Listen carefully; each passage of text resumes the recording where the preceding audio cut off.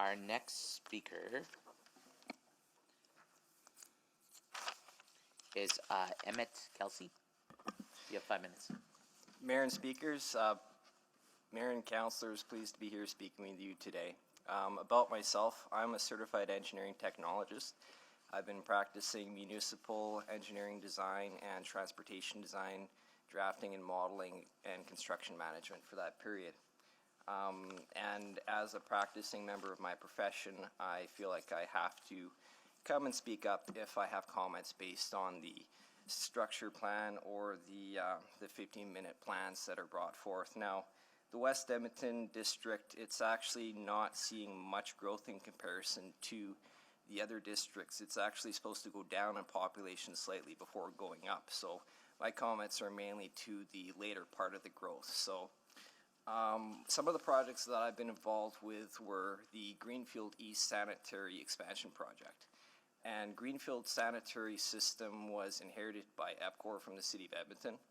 And there was a bunch of issues with it because it couldn't handle the capacity of the existing neighborhood, and it was causing sewage backups. So if we can't have our infrastructure able to keep up with current demands, how are we supposed to keep up with the increased densities coming in once we reach 2 million? So there's a bunch of extra costs to develop our infrastructure in the downtown core and in already developed parts of the city to facilitate growth.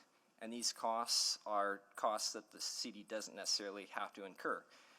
The alternative is to annex territories beyond the city and allow the developers to develop the land at a much cheaper cost. You can build a stormwater management facility out of fresh clay way cheaper than building a concrete structure downtown.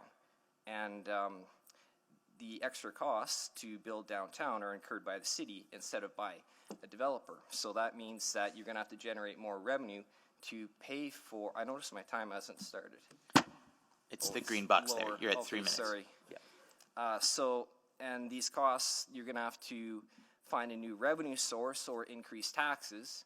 And I believe that the rate of revenue that you're going to have to bring in to pay for these costs aren't going to be able to be borne by the increase in population. And I don't think it's going to be a sustainable platform moving forward. Also, there's been talk about a housing crisis within the city.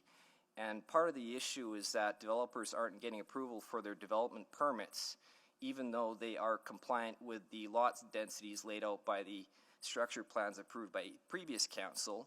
Current council is encouraging more density than what was actually required in the structure plans. So this is causing delay in developers building properties to provide new housing. So there's a bunch of issues that aren't being addressed. And also on the transportation, I think the transportation plan for the West Edmonton district is fairly good in concept.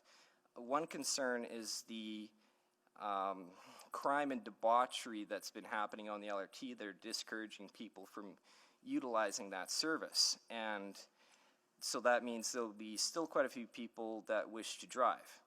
The concept still allows for you to get from point A to B. However, the city has changed the parking bylaws so that new developments within existing neighborhoods don't have parking requirements. So you might be able to get from A to B, but you're going to have a hard time when you get to place B.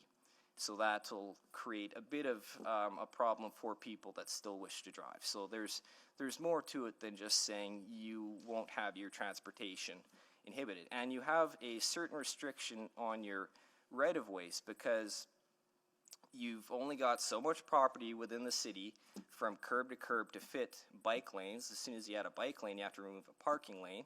And if you want to create shared use pathways, then that also creates a limitation in the amount of roadway available for cars. Also, when you're intensifying neighborhoods, you're increasing demand on the water system, which can reduce the amount of water available for fire protection. You're increasing sewer demand, creating risk of backup, and these are all costs that EPCOR is going to have to bear to improve the infrastructure for this upcoming growth. And I understand that EPCOR has a infrastructure assessment that'll be out in 2025. And in putting out this district plan now, I think the city is putting the cart before the horse, essentially.